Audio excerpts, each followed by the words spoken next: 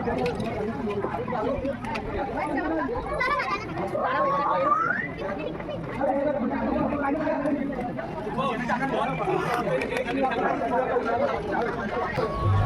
ডিফেন্সের জন্য আমরা নাম লেখাই তখন আমাদের পরিবার, সংসার, ধর্ম সবকিছু ত্যাগ করতে হয়। আর সেই ত্যাগ করে আমি যখন পোস্টিং ছিলাম, ফার্স্ট পোস্টিং আমার ছিল জসলমের বর্ডার পাকিস্তানের কাছে।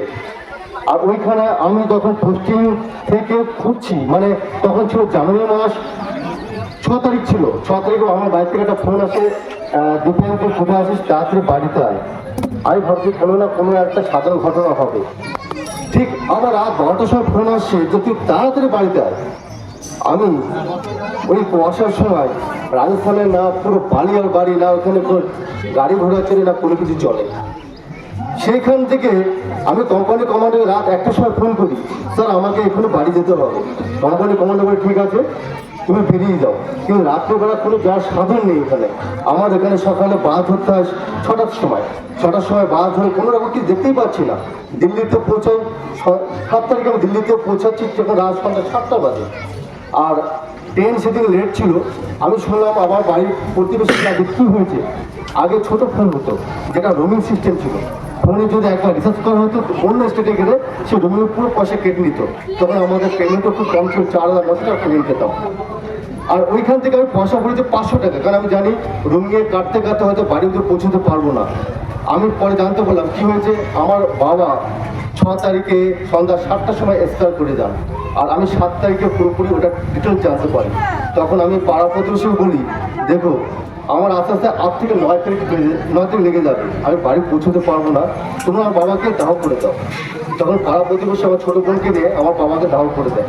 দাহ করে বাড়িতে ঠিক 9 তারিখে পৌঁছোই। দিল্লি ট্রেন লেট ছিল শীতের সময় 9 তারিখে।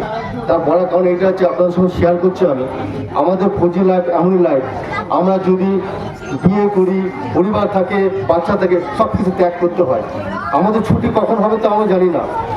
20 বছরের মধ্যে মাত্র একবার দুর্গাপূজা আমি ছুটি কেটেছি, বাকি সবসময় আমি ফৌজের যে ডিউটি দিয়েছে সেই ডিউটি আমরা নিয়ে নিয়েছি। যার জন্যে আমি ওইখান থেকে আসছি। আমি কি করেছি, ভারতবর্ষের জন্য ডিউটি করে যেখানে পাঠিয়ে সেখানে ডিউটি করেছি। করার পর যখন আমরা রিটায়ারমেন্ট হয়ে আসি তখন খুবই কম লোক আমাদের সম্মান দেয় না। ফৌজি বলে কেউ এদিকে ধাক্কা দিয়ে ফেলায়, কেউ ওইদিকে, মানে সম্মান আমাদের সমাজের কাছে খুবই কম। এই একটা ক্লাব দেখছি যে আমাকে ইনভাইট করেছে মাঝের চর যুব সংস্থা, আমি তাকে একদম দিল থেকে ধন্যবাদ জানাই যে একটা ফৌজিকে সেই সম্মান দিয়েছে আর আমাকে এখানে ডেকেছে।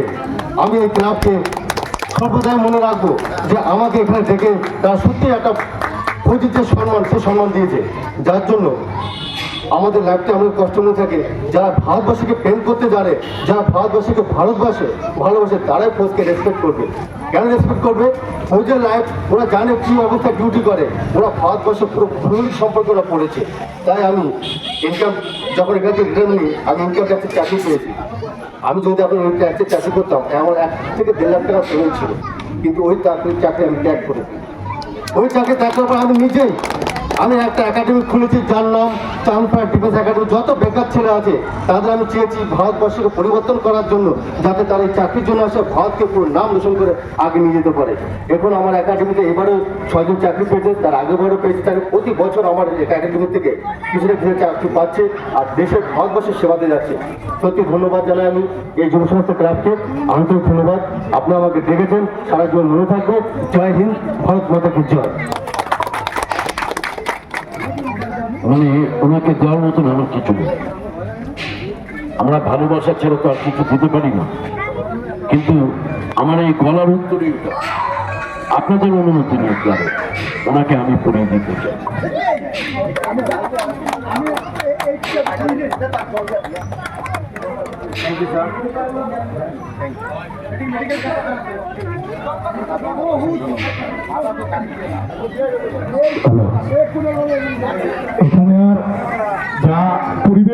পুলওয়ামা কাণ্ডকে কি চোখে দেখেন এবং আজকের দিনের এই অনুষ্ঠান কর্মসূচিকে কিভাবে দেখছেন একটু যদি জানেন। আমি সত্যি গর্বিত যে ভারতবর্ষের মধ্যে এমন একটা ক্লাব পেয়েছি আমাদের পশ্চিমবঙ্গে, যেটা যুব সংঘ, যেখানে সবাই আনন্দ করবে, ঘুরবে, যুব সমাজের এখানে বাচ্চা যার ওয়াইফ আছে তাদের সঙ্গে ঘুরতে যাবে, কিন্তু সেটা না করে এই যে পুলওয়ামা কাণ্ডের যে এতগুলো লোক মারা গেল একসঙ্গে 40+70, সবচেয়ে বড় অ্যাটাক হয়েছে 30 বছরের মধ্যে জম্মু কাশ্মীরে। সেই অ্যাটাক উপরে প্রতিটা পরিবারকে, পুরো ভারতবর্ষকে দিল দেওয়ার কাণ্ড হয়েছে। সেখান থেকে আজকে এই ক্লাব যেখানে ব্ল্যাক ডে মানিয়েছে, মোমবাতি ধরিয়ে রক্তদান শিবির করেছে, সত্যি ধন্যবাদ। আমি চাই ভারতবর্ষের প্রতিটা ক্লাব যেন এভাবে এগিয়ে আসে, আর প্রতি ভারতবাসীর যে প্রেম ভাবনা জাগানোর জন্য প্রতিটি ভারতবাসীর বাড়ির থেকে যাতে একটা করে ছেলে ভারতবর্ষের নামে যদি আর্মি, বিএসএফ, সিআরপিএফ যায়, তাহলে বুঝতে পারবে ভারতবর্ষ আর কোনো দিন পিছিয়ে থাকবে না, অনেক আগে এগিয়ে যাবে। যার জন্য আমি একাডেমিটা খুলেছি, যার নাম চাঁদপাড় ডিফেন্স একাডেমি। আপনি ইউটিউব, ফেসবুক, গুগল যেখানে সার্চ করবেন চাঁদপাড় ডিফেন্স একাডেমি, আপনি তখনই পেয়ে যাবেন। এই চাঁদপাড়া ডিফেন্স একাডেমি কোন পদে আছেন আপনি?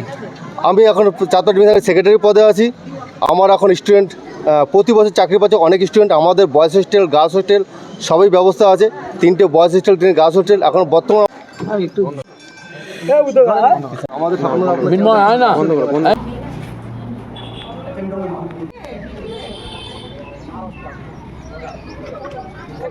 ওদের হলে ওদের টিআর বেশি